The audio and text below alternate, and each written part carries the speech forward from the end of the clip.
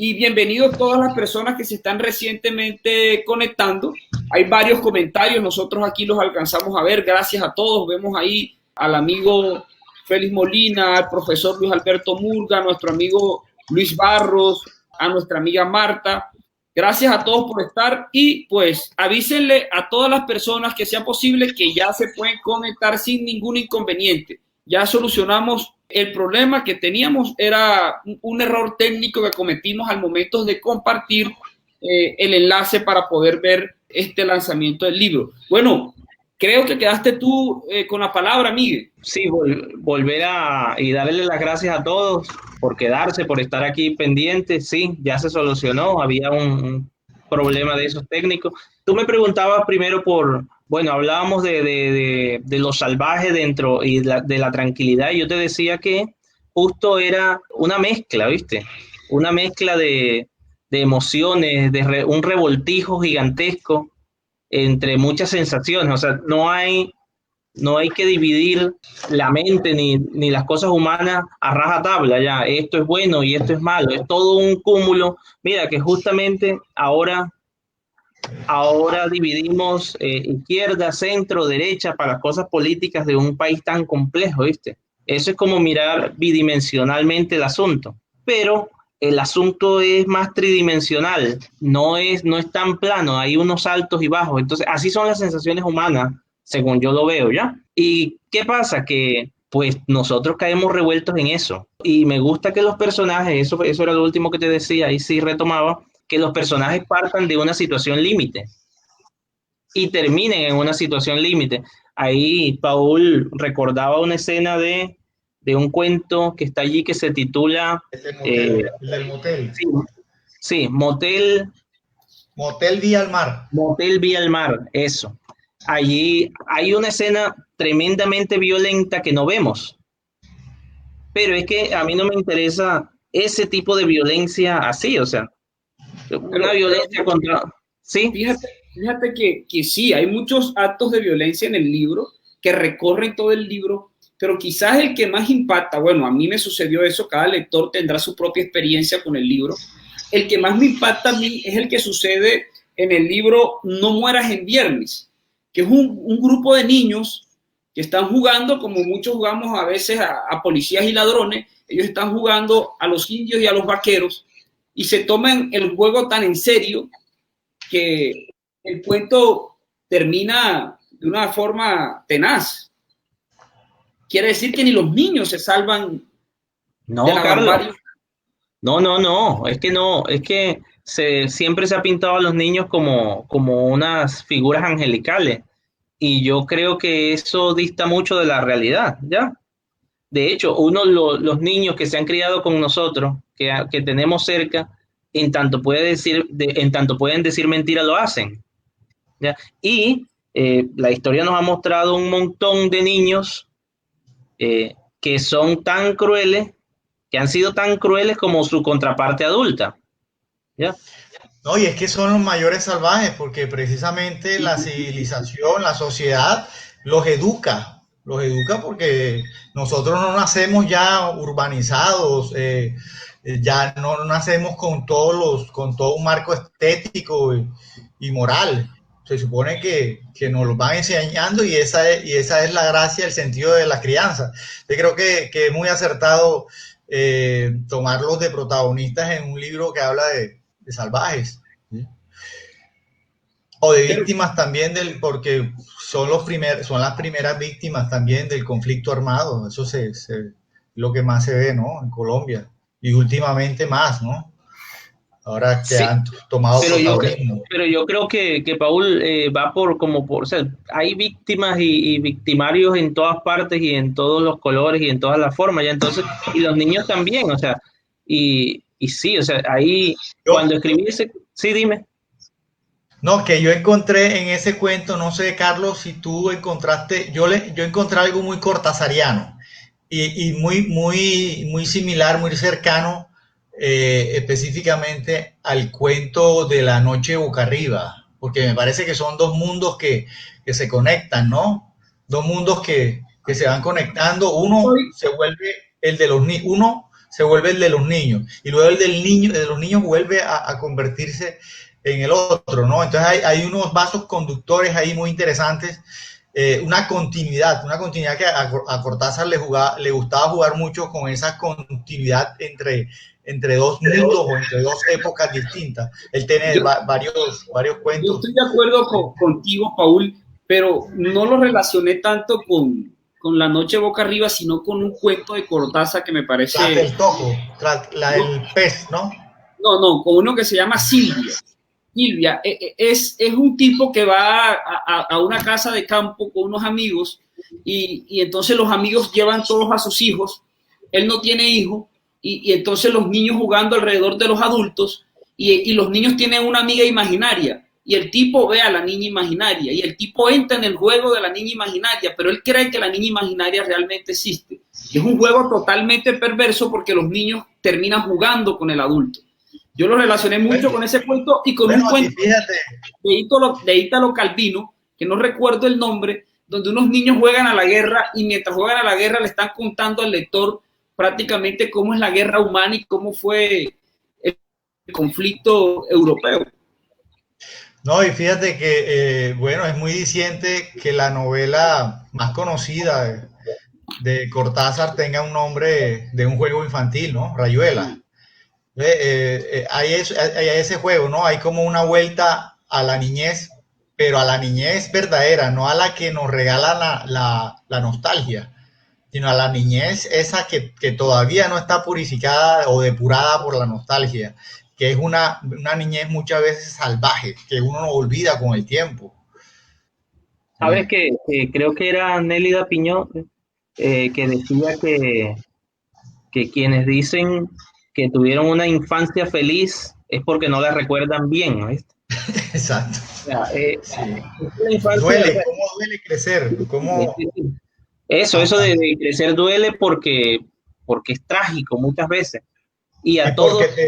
Y te tienen que moldear, ¿no? Y moldear a fuego y mira que por más que ahora enseñen todas esas políticas correctas para educar a un niño, hay veces que hay que recordarlo de la vieja sentencia esa de los abuelos, ¿no? De que solo se aprende con sangre.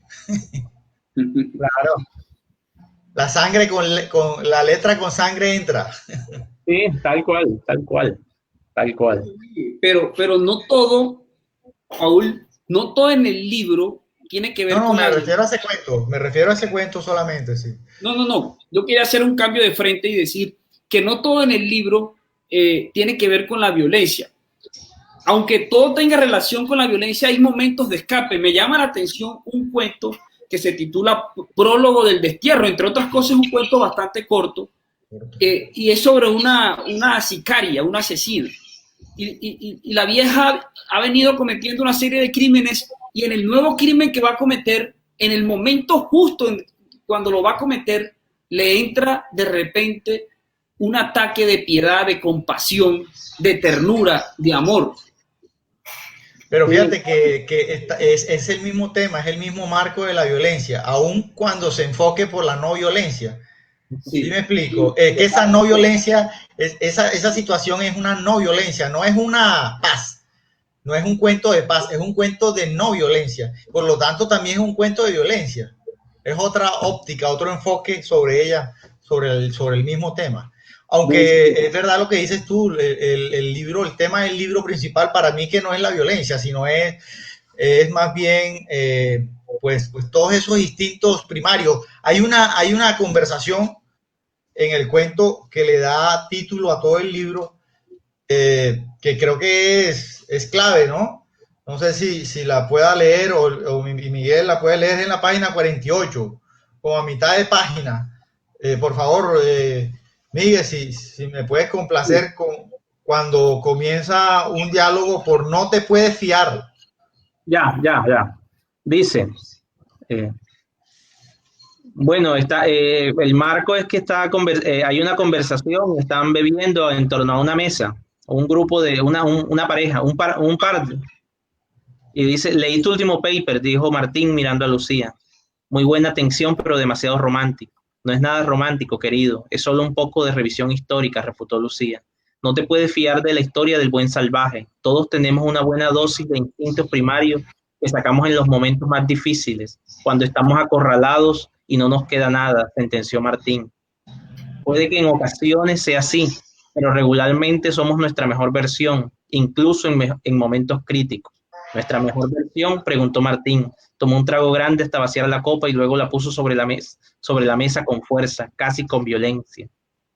Sí, es el signo de nuestro tiempo. Somos mejores en todo, hasta siendo de malos somos mejores, le dijo Lucía, que contrario a lo esperado permanecía tranquila y hasta parecía disfrutar de la conversación.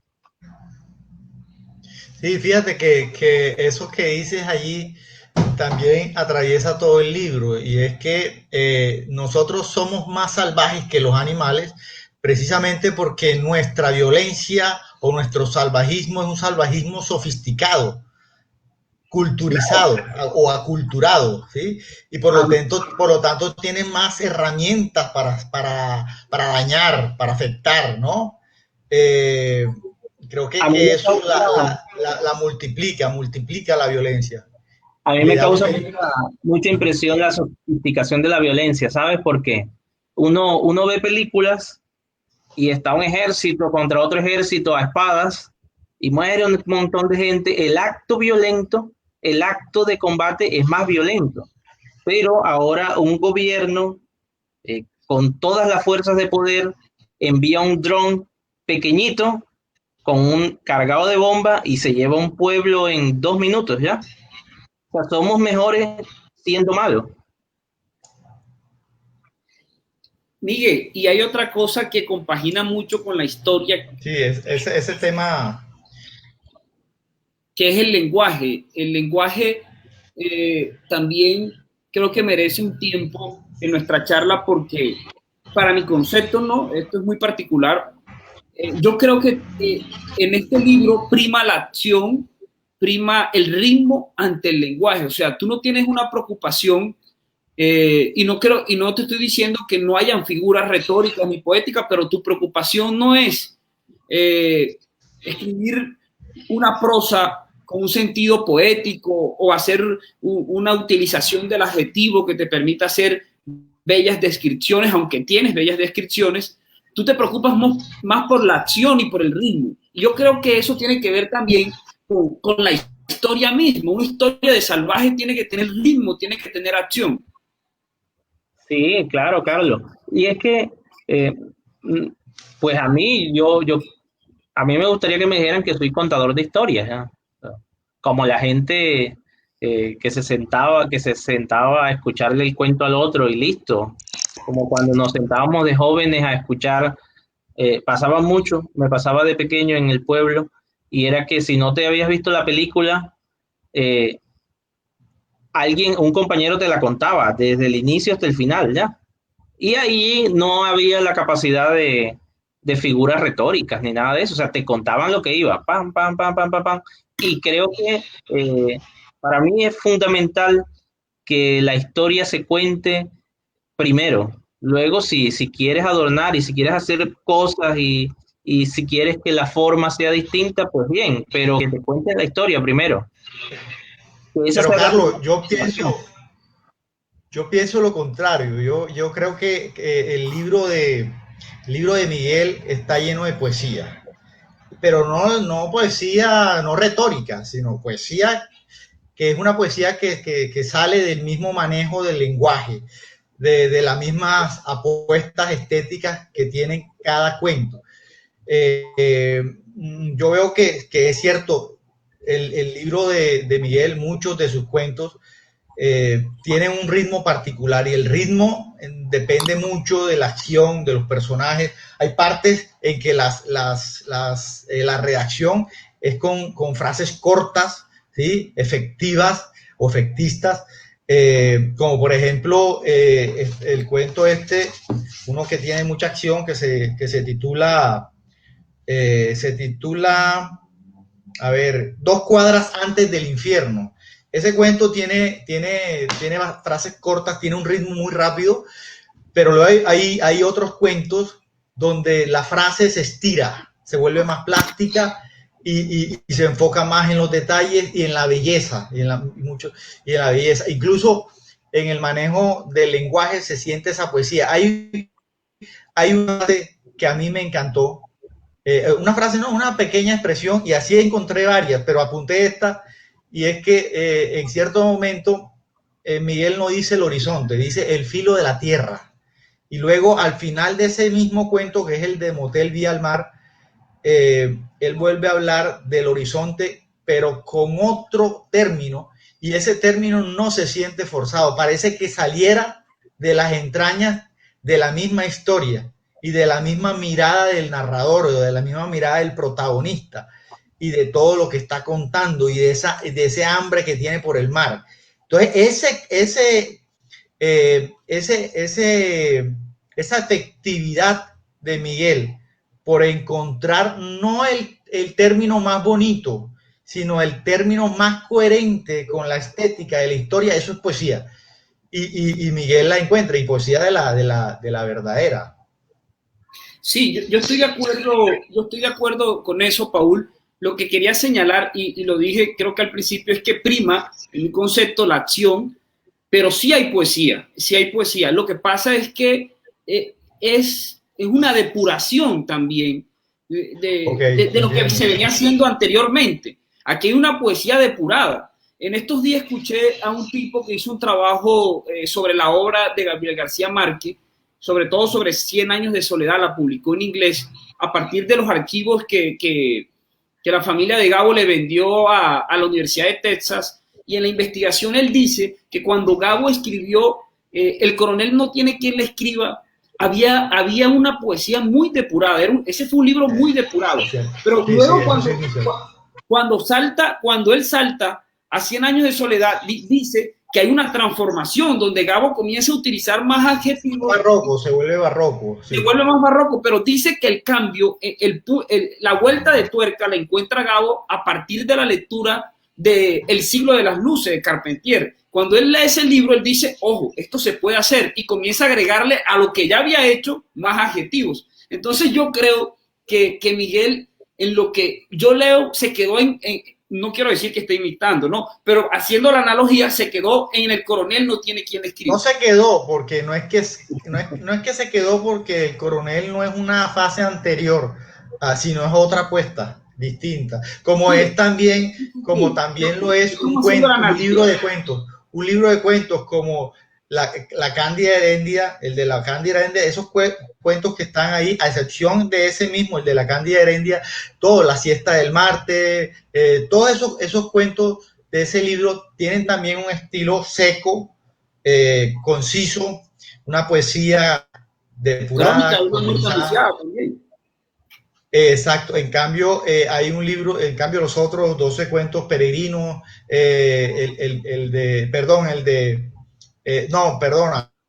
la Mama Grande, los cuentos de la Mama Grande, que ahí es donde está la siesta el de la siesta, y todos esos cuentos del primer libro de cuentos de García Márquez, que es mucho más seco que el de la Cándida Herendia, que es donde está el viejo de las alas enormes, el abogado más hermoso del mundo. Estos cuentos son mucho más barrocos, ¿sí? Más abigarrados, ¿sí? Más parientes del Otoño del Patriarca, por ejemplo, ¿sí? Pero a mí personalmente un libro como El coronel me parece que es incluso superior estéticamente que otros de García Márquez, donde impera ese barroquismo. Y por supuesto el libro de Miguel está más emparentado con esa línea más concisa, ¿sí? Más depurada. Miguel, defiéndete. No. Ustedes la tienen. Hablando de eso, Miguel, hablando de eso, ¿qué tanto te ha, qué escritores te han influido? ¿Te ha influido García Márquez? ¿Qué tanto peso tiene en tu escritura, en tus lecturas? No, lamentablemente quisiera que Gabo hubiese influenciado más en mí, pero no. Y no porque no considere que no sea un tremendísimo escritor, sino que nunca logré llegar a Gabo con la fascinación con que otros amigos llegan a él, ¿ya? Porque también yo buscaba otras historias, o siempre intento buscar otras historias, ¿viste? O sea, entonces no lograba conectar tanto con él, aunque los cuentos sí me llegan muchísimo, pero en general García Márquez no es el mío, ya no. ¿Y qué escritores, cuáles son tus pues, escritores de cabecera, Miguel? ¿Cuáles crees que influyeron más en tus cuentos, en la escritura de tus cuentos?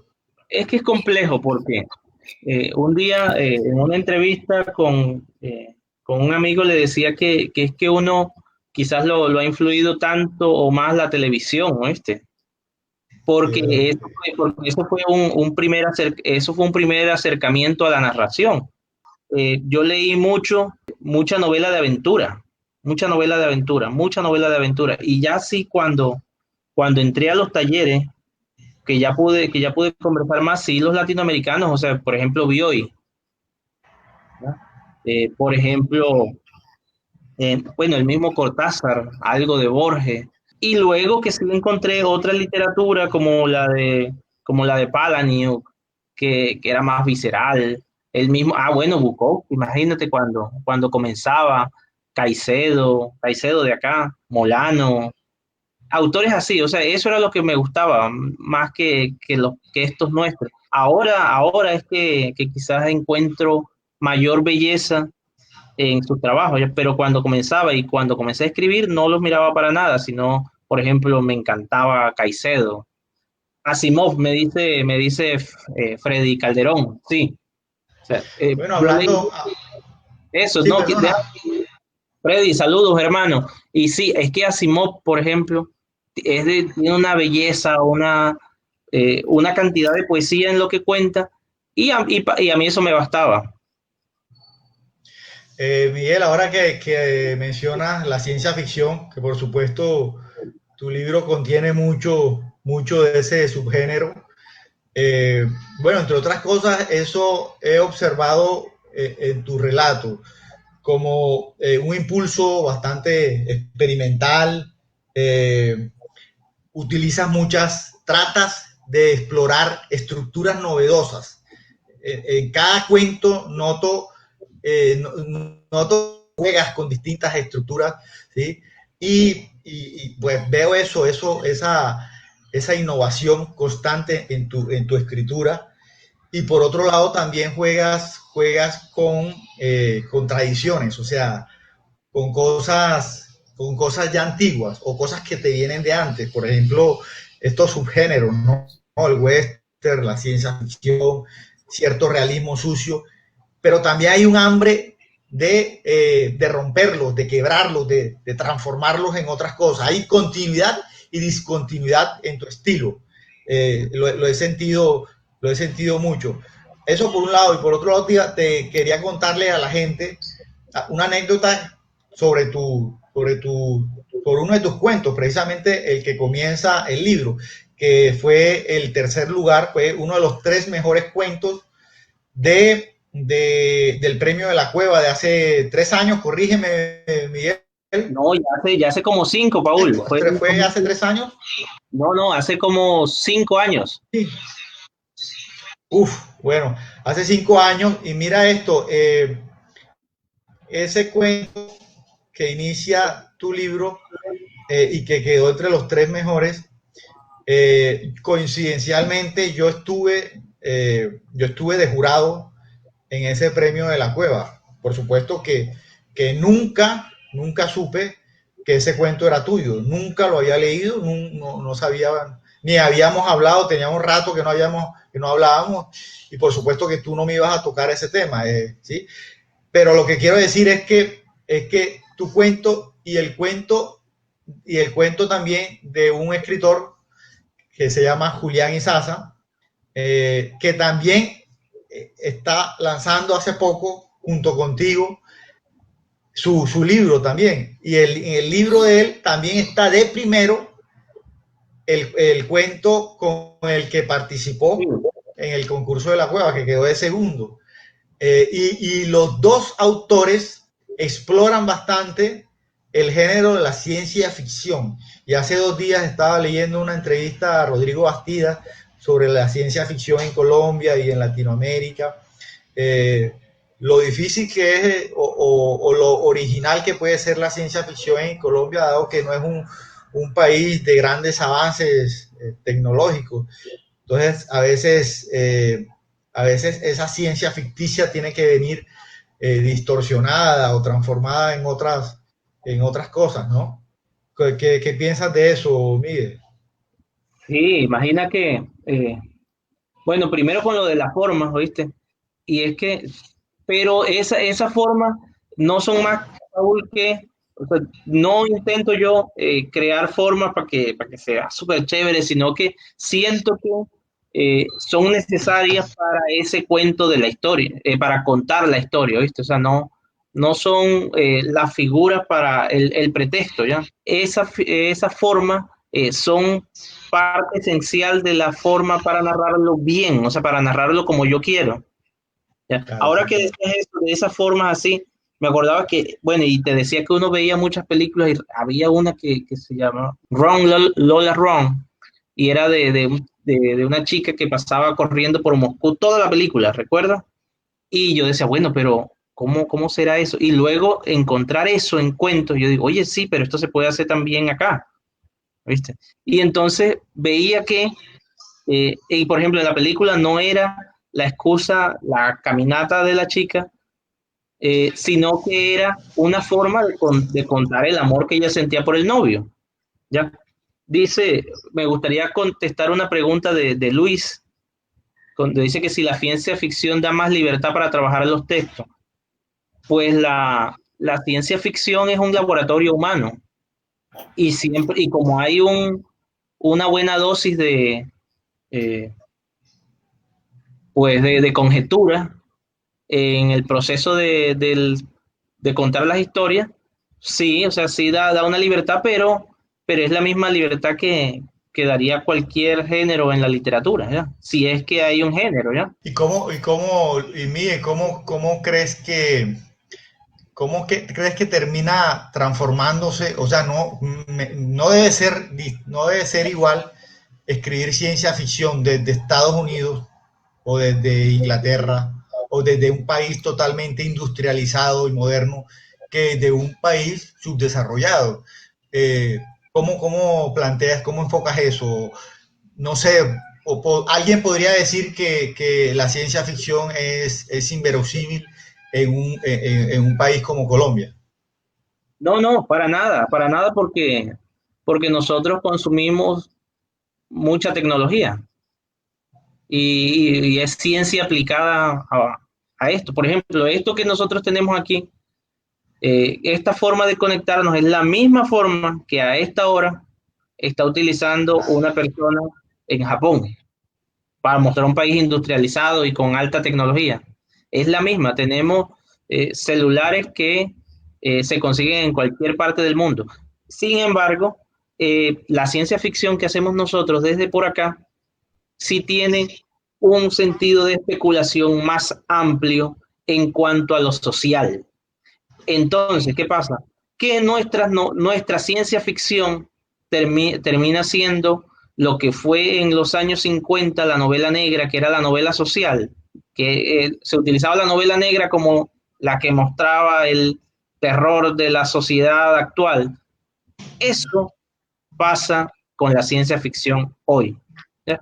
Entonces nosotros especulamos sobre, sobre lo social a partir de la ciencia ficción. ¿No? Y Porque además, además, Saúl, yo sí, noto también, al menos en el libro hay dos cuentos de ciencia ficción y en ambos cuentos no, no tiene el lector de antemano, si no ha leído el libro, que imaginar que son el propio cuento donde va a encontrar todo tipo de aparatos, va a encontrar todo tipo de cosas, todo tipo de ingenios. No, con unos elementos que considero yo justos, necesarios, que le dan el contenido de ciencia ficción.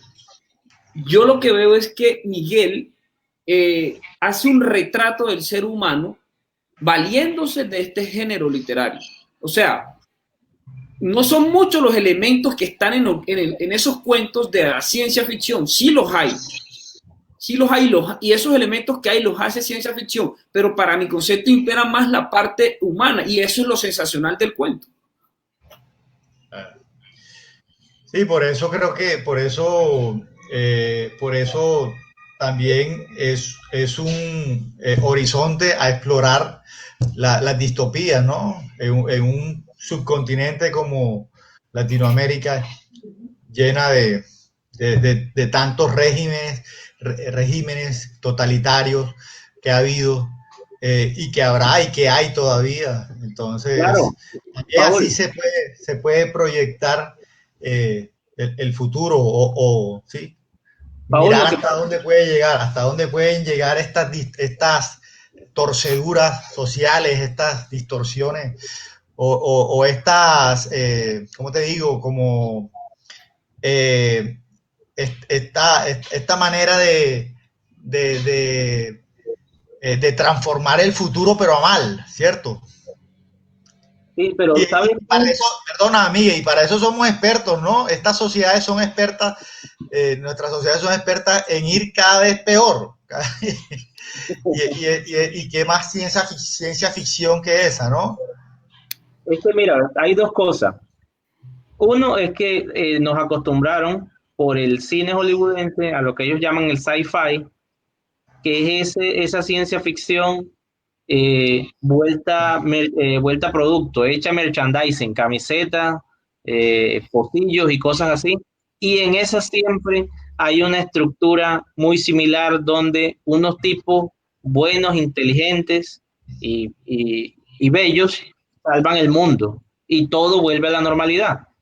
Pero la ciencia ficción fuerte, gruesa, lo que explora son la condición humana, como cualquier novela de la literatura. Entonces, siempre hay una distinción peyorativa sobre la ciencia ficción porque tenemos en un ideario de esa película Armagedón. Los tipos van, explotan un meteorito y salvan y al final la chica besa al chico, ¿ya?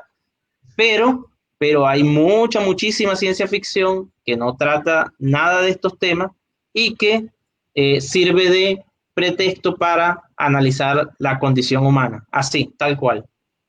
Sí, y además, por ejemplo, en ese cuento que se titula, disculpa, el cuento que se titula Manual para armar a Cecilia, que discutíamos el otro día, que yo le encontraba cierto parecido con un cuento de Borges que se llama La intrusa, pero ahora echando memoria, pienso también que ese cuento tiene algún tipo de relación con La máquina de follar de Bukowski.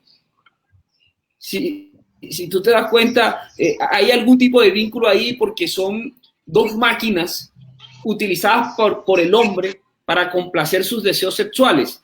Entonces, Bukowski seguramente no tenía la intención de escribir un cuento de ciencia ficción, pero ¿cómo sirve un cuento tan realista como ese, el deseo sexual, el amor de hermanos? ¿Cómo sirve todos esos sentimientos humanos para poder desarrollar una historia que va más allá incluso de lo humano, como es la ciencia ficción? Sí, Carlos, la conexión con ese cuento bello de Borges es pura coincidencia. Pero era eso que tú dices, más cercano a lo de Bukowski, y es relatar las carencias afectivas de nuestro siglo. Bueno, no, ahora lo digo así, pero cuando lo escribí no pensaba eso como lo pienso ahora, así, con esa descripción, o no lo hice intentando eso. Pero sí, o sea, es que la ciencia ficción te sirve como pretexto para contar las más horribles sensaciones del ser humano, ¿ya? Sí, acá Luis. Aquí hay un comentario, iba a decir yo eso, Paul, de Luis Barrio, que me parece muy interesante, que le gusta, dice él, el ensamble que hay entre violencia y religión, refiriéndose al cuento El Evangelio de la Guerra. El Evangelio de la Guerra tiene varias particularidades, entre otras, es el único cuento que tiene un ambiente rural, aunque su temática no deja de ser muy relacionada con todo el tema de la violencia y de lo que hablas en los demás cuentos. Además, es un cuento donde dialogas también con la palabra de Dios, es decir, matar con la palabra de Dios en la boca, como quien dice. Sí, Carlos, mira que hoy veía una foto en el periódico de un cura echándole agua bendita a unas armas aquí del ejército. Sí, o sea, y sí, ese cuento es el único rural que hay que hay en todo el libro, con un ambiente rural, con un contexto rural. Sin embargo, los líos son los líos que nos acechan a todos nosotros y es una cantidad de violencia terrible, ¿ya? Terrible que azota a nuestros pueblos de acá, de la costa, sin ningún lío. Ahora otra vez mira cómo están las cosas. Sí, ese tema, ese cuento es de mis preferidos, de mis favoritos en el libro, y creo que es un filón que es muy actual, que es muy vigente. No sé, ese tema me parece que tiene tanta tela por cortar, el tema de la violencia y de la religión, y más para entender un poco la psicología terrible que pueden tener nuestros pueblos, ¿no? Por un lado tienen el escapulario y en la otra mano tienen el arma, ¿no? Por un lado están pidiéndole favores a Dios o bendiciones a Dios, y por otro lado le están dando todo el dinero todos los subsidios a los pobres, se los están dando a los terratenientes o a los bancos. Entonces ese doble discurso, esa doble moral que está tan arraigada en nuestros pueblos, uno la ve retratada en un cuento como este, ¿no? Un cuento donde las dos cosas se funden, la violencia y la religión, que parecieran ser dos polos totalmente opuestos, y resulta que acá se funden en nuestros países, en nuestras sociedades. Se juntan mucho, ¿no? Se juntan, pero demasiado. Así es, así es. Pregunta William Barrios Mendoza que si la escafandra significa, la escafandra de la portada, significa la impunidad del victimario de élite. No necesariamente, pero sí es coincidente con la pregunta de dónde están o quiénes son los salvajes, dónde los tenemos metidos. Hay otro tema que también vale la pena tocar, Miguel, y es que de alguna forma tú en el libro te metes con Valledupar, ya comienzas a tocar a Valledupar como un espacio literario. En algunos cuentos mencionas a Valledupar directamente, en otros cuentos no la mencionas, sino que comienzas a describir ciertas circunstancias que es obvio que estás hablando de Valledupar. Por ejemplo, yo no creo que en cualquier parte del mundo uno se encuentre acordeoneros trasnochados y borrachos tirados en los andenes. Eso sucede más que todo aquí en Valledupar. Entonces, ese tratamiento de Valledupar, comenzar a utilizar a Valledupar como espacio literario, ¿va a seguirlo, vas a profundizar o lo vas a seguir tratando de esa manera tan sutil como lo trataste en este libro? Eso depende de cada texto, Carlos. O sea, no tenía yo una intención de hacer una mención directa a Valledupar, ni en ese cuento ni en otro, pero mira que surge eso. O sea, no hay otra ciudad que nos presente en ese contexto en que está ese cuento, un ambiente similar a ese. Pero no tenía una intención así, tan clara como eso. Hay un proyecto que tengo que tiene algo de Valledupar, pero no sé qué tanto nos dé para eso. Sí, porque yo veo también que hay cuentos donde el lugar, el ambiente no es importante. Hay otros elementos más determinantes en la narración. También veo que algunos cuentos, a pesar de que el libro tiene tantos registros distintos, yo siento que de alguna forma se conecta. E incluso vi que en dos cuentos aparece el mismo hotel, ¿no? Astorian Inn, ¿cierto? Sí, Y sí, que sí. hay ciertos vasos comunicantes que van unificando el libro. Uno siente que es un solo libro el que está leyendo, que está leyendo y no solo una recolección, una colección de cuentos. Sí, claro. Yo intenté que el libro estuviese conectado. No lo conseguía del todo porque es que estos cuentos, muchos, hacían parte de otros proyectos, entraron en concursos, entonces esos son cuentos que van quedando aislados, pero sí hacían parte de un macro proyecto que universalizaba como todos los cuentos, pero sí, o sea, por la cantidad de tiempo que me tomó reunir esos cuentos, sí, ya los temas se van haciendo dispersos, pero sí intentaba que hubiese un hilo conductor entre ellos. Es que para mí que un libro de cuentos, la unidad de un libro de cuentos está precisamente en que a pesar de la diversidad, se sienta como un mismo proyecto, como una misma búsqueda, una misma exploración. E incluso uno encuentra precisamente en esa variedad de registros a un mismo autor que está explorando, que está buscando nuevas maneras de narrar. Eso me parece muy interesante. Encontrar la unidad en la multiplicidad de registros.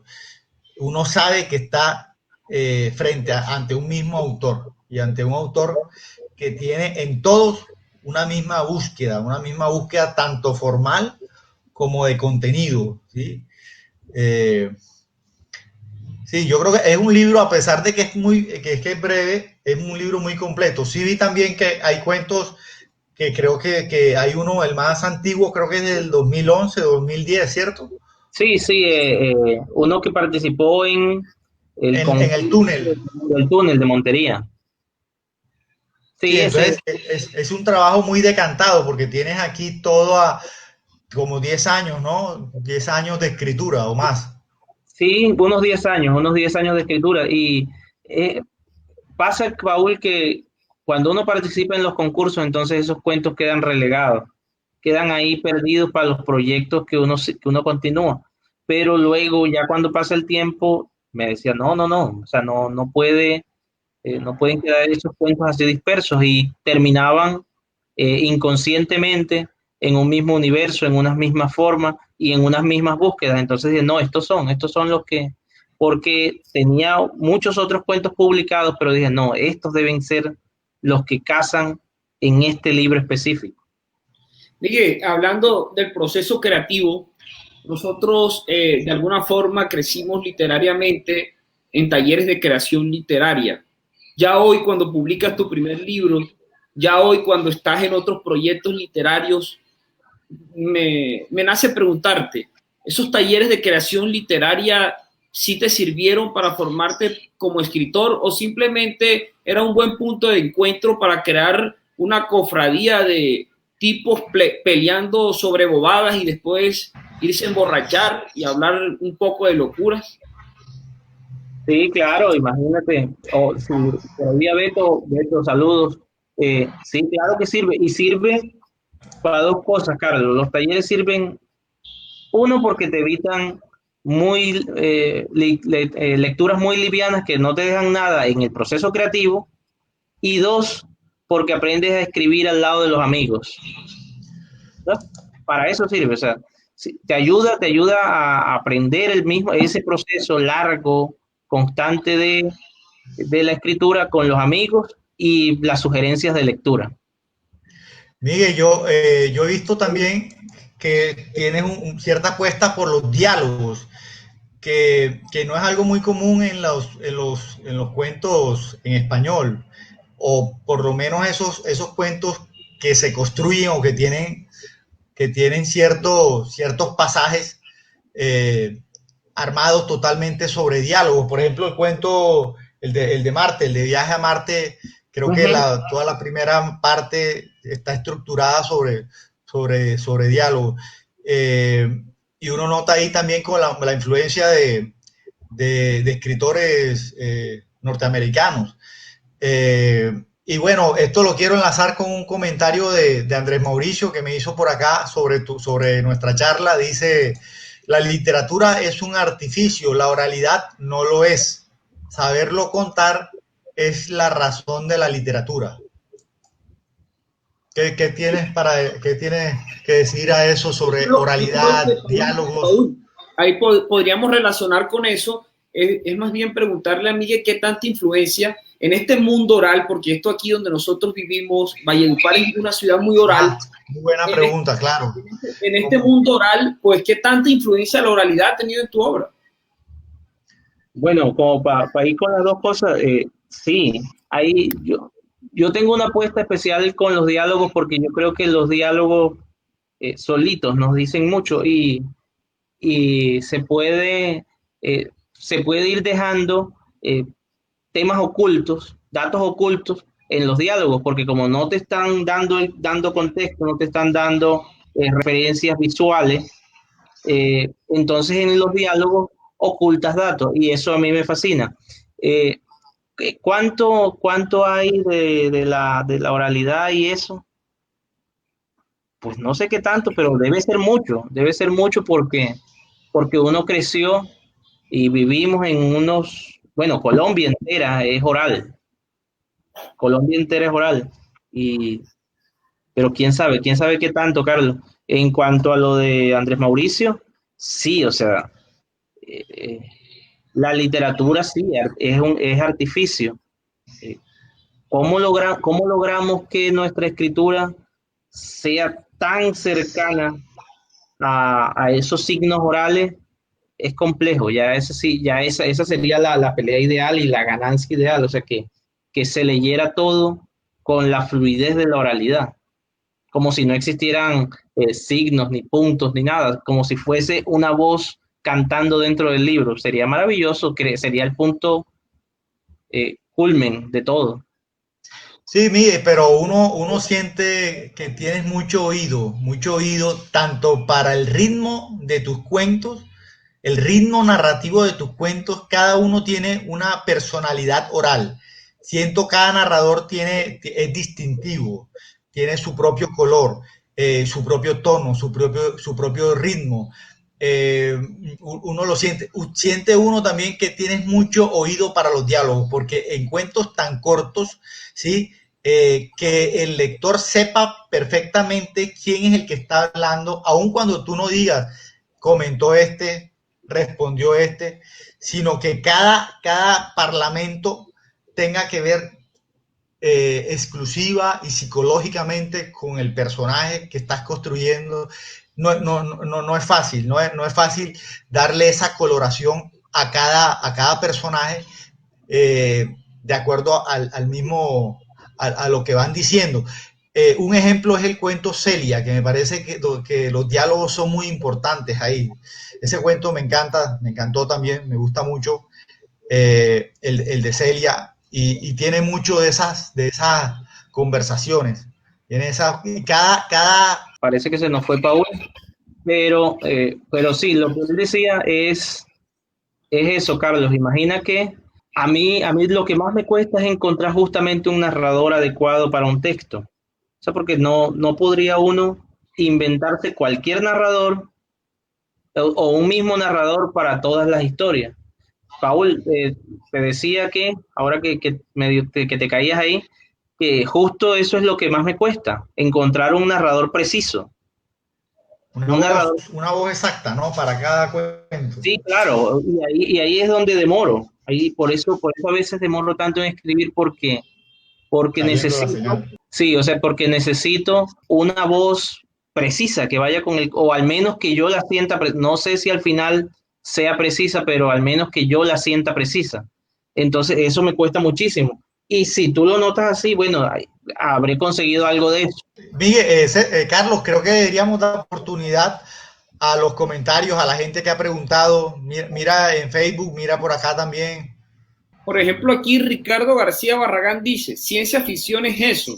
Ustedes están forzando el concepto para someterla a una definición que no le pertenece. Nos dio palo ahí. Bueno, también críticas también están bienvenidas. ¿Qué opinas de eso? Bueno, pero no. Aunque Ciencia ficción es eso. Ustedes están forzando el concepto, pero Bueno, no sé en qué parte forzaríamos el concepto para darle una definición que no le pertenece, pero Bueno, más abajo, Ricardo García Barragán dice, ficción deja de ser cuando se conecta en tiempo y espacio con la línea de tiempo actual, pero antes es ficción y forzar su significado para significar realidad es incoherente. Bueno, yo me aparto de ahí, no sé ustedes, porque es prácticamente que solamente podríamos hablar del pasado, no podríamos hablar del presente. Y en una reseña que yo escribí por ahí, Paul precisamente decía eso, que los cuentos de Miguel no son sobre el pasado, son más bien sobre el presente y sobre el futuro. No, pero creo que ahí Ricardo no está hablando de pasado, dice, él habla ahí de conectar tiempo y espacio Actual. pero más bien, pero ahí está diciendo pues ahí en vez de decir tiempo, más bien, él quería decir como el futuro, ¿no? El futuro o el pasado, conectarlo, el futuro y el espacio futuro y el pasado, conectarlo con el tiempo actual, algo así quiso decir, me parece. Bueno, la verdad que total.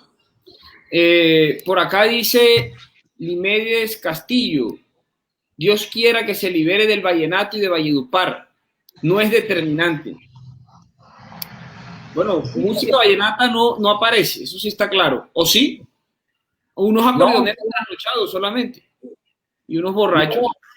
no, y es que no es determinante, igual como no es, pero no, o sea, no es que lo que pasa, y yo entiendo a Limedes, es que el vallenato aquí arropa tantas cosas que termina ocultándola, dándole pura oscuridad a las cosas que toca. Entonces me imagino que se refiere a alejarse de esto para que la literatura tenga una vida propia. Sí. Pero cualquier forma de cultura y cualquier forma que esté cerca está bien si el narrador y si la conexión entre personajes es válida, o sea, cualquier cosa, ¿ya? De hecho, yo no soy el más religioso, pero el cuento tiene bastante de religión, porque justo para esos contextos es propio y necesario que se aborde el tema preciso. Por acá dice Luis Barro, otro comentario, esa ambigüedad de lectura es lo que lo hace eficiente y poderoso. Esa ambigüedad de lectura es lo que lo hace eficiente y poderoso. Eso también es muy interesante, Miguel, que en el cuento no hay estructuras narrativas definitivas. Tú exploras diversas estructuras. Tienes cuentos en primera persona, tienes cuentos en segunda persona, tienes cuentos en tercera persona, tienes cuentos con 2, 3, 4 voces. Eso también hace que sea muy, digamos, el cuento con unas formas diversas que termina siendo muy entretenido. Uno puede saltar de un cuento a otro y encuentra diferentes maneras de contar la historia. Sí, tal cual. Y también porque son procesos de aprendizaje, ¿viste? No son procesos estáticos. Entonces uno va probando y viendo qué resulta. No, y hablando de la ambigüedad, creo que es un tema que nos faltó tocar con respecto al libro y al estilo de Miguel, pero es algo muy característico de su prosa y de sus cuentos. Esa ambigüedad, ese espesor metafórico que tiene sus cuentos, que tiene su estilo. Es decir, no tiene una sola lectura. Uno siente que no le deja todo el camino hecho al lector. Uno tiene que trabajar también, tiene que imaginar, tiene que conectar, ¿sí? Te plantea un trabajo de creación compartido con el lector. Me parece que en ese sentido el lector tiene que ser cómplice. No es que va a dejarle al lector la tarea de construir el cuento, sino que no te lo da todo hecho, y en eso creo que está la destreza de Miguel. Sí. Por aquí Ricardo. Ya Ricardo corrigió. Sí. Aclaró la situación, dice. Puede convertirse en realidad o no, y puede pertenecerle al futuro o no, porque puede estar distorsionada puede estar distorsionada esa ficción y por tanto no toda ficción es futuro. No, sí. Perfecto, eso es. Con eso. Eso es. Perfecto. Ricardo, gracias por estar acá. Bueno, muchachos, yo creo que ha sido una charla muy, muy interesante. Ya llevamos más de una hora de estar hablando. La gente nos estuvo acompañando, nos tuvo paciencia. Se manifestaron varias inquietudes. Hablamos sobre el libro, nos extendimos en el tema de la violencia, luego hablamos un poco del lenguaje, hablamos de la estructura, hablamos también de la formación literaria de Miguel. Creo que tocamos los diferentes temas y no fue una entrevista, fue más bien una charla, un conversatorio, cada quien planteaba sus ideas y eso hizo interesante esta conversación. No sé si Paul tenga algo más que decir. No, que incluso hubo contradicciones, porque hablando de ciencia ficción y nos atropelló la tecnología al comienzo. Estoy de acuerdo. Es que justo es allí donde está... Aparece la parte humana. Ahí está lo humano. Sí, el punto ciego, ¿no? Y Beto dice que aquí está firme, ¿no? Beto es de los más firmes. Sí, sí. Ok, no, entonces estuvo concurrido. Sí, sí. Y no, pues a mí me alegra haber conversado sobre este libro. Tenía ganas de conversar sobre el libro, pero a veces uno no tiene con quién y todo el mundo anda como ocupado. Entonces me alegra haber tenido una hora y pico para conversar sobre estos cuentos que he releído. Hoy desde ayer estoy releyéndolos con más placer, porque eso es lo que tienen los cuentos tuyos, Miguel, y eso tiene mucho que ver con la ambigüedad, que estuve releyéndolos y esta vez disfruté más otros que los que tenía como favoritos antes. ¿Sí? Entonces es un libro inagotable, es un libro que uno puede seguir leyendo y eso se agradece mucho en una obra. Sirvió que hubiese una falla al principio porque llegaron amigos. Llegó John Juniel, John, un abrazo. John comparte la contraportada con Paul y escribió unas palabras bellísimas que quizás no las mereciera tanto el libro, pero él las hizo igual que Paul. Entonces muchísimas gracias a ellos. Miguel, no, gracias Paul, a ti por tu libro, Miguel. Yo quiero resaltar algo antes de... Y espero que sea el primero de muchos, ¿no? De muchos otros libros que queremos leerte. Paul, quisiera resaltar algo y es el trabajo impresionante que hizo Miguel y que hizo William Jiménez con la edición de este libro. Mire, este es un libro con una portada hermosísima y esto es un libro hecho por vallenatos, hechos por dos jóvenes que se dieron a la tarea de hacer un trabajo bien estructurado. Es un libro que nada tiene que envidiarle a ediciones que hacen las grandes editoriales del país y del mundo. Una portada hermosa, con la contraportada con dos muy buenos comentarios. Realmente felicitar a Miguel y felicitar a William por el trabajo que viene haciendo con Ediciones Terriar. Este es un libro que pertenece a la colección Errancia, que tiene que ver más con cuentos, pero ella viene publicando libros de poesía y está en un trabajo que me parece inédito aquí en Valledupar, pero que ya comienza a proyectarse a nivel regional y a nivel nacional. Entonces quería destacar también el trabajo de William, pero también el tuyo, Miguel, porque tú no solamente escribiste el libro, sino que tú editaste el libro, como quien dice. Tú estuviste en todo. Tú pusiste el pase, te sacaste al arquero y metiste el gol. Hombre, gracias, Carlos. Gracias a ustedes por acompañarme aquí y a toda la gente que está. Alguien preguntaba que si podríamos leer un cuento corto, pero realmente no hay cuentos tan cortos como para leerlos y que nos alcance el tiempo. Bueno, ya Miguel leyó un fragmento, pero si quieres léete otro fragmentico. ¿Sí? Yo sugiero que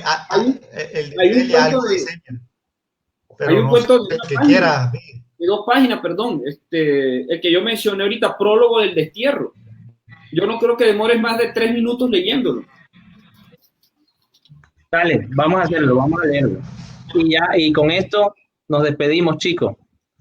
Dice, Prólogo del Destierro. ¿Te has fijado que aquí hasta los incendios son mediocres? Este país no te hace gracia, el clima es insoportable y todo se mueve con una lentitud absurda que a veces llega a abrumarte. Y eso, no contemos detalles risibles como el ruido, los carros pitando a mediodía, los colores en los vestidos de las mujeres y la voz de la gente disparando saludos y risas como si el mundo fuera una fiesta.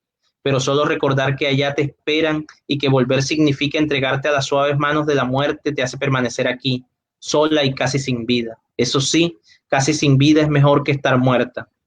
Piensas en don Marco, ese viejo con voz de eternidad y sabiduría de profeta que te hacía pasar largas horas a su lado escuchándolo, inmersa en historias que al final guardabas como tuyas. Esa delicada sensación de paz que algunos llaman familiaridad. Desde muy joven te interesaron sus negocios sin importar si estos eran buenos o malos. Él te daba pequeños trabajos que cumplías con precisión milimétrica hasta que ganaste su confianza e hiciste labores poco dignas de una jovencita como tú. Y eso que era lo que y eso era lo que te importaba. Te gustaba ser fiel y complacer a quien fue la imagen del padre que no conociste. Sería por eso que te hiciste la de oídos sordos cuando el tipo que hacía de mano derecha del viejo desapareció y cuando tú le preguntaste te dijo no hacía bien su trabajo. Ya sabes cómo me desespera eso. El día del último encargo te despertaste temprano en la mañana para ir al aeropuerto.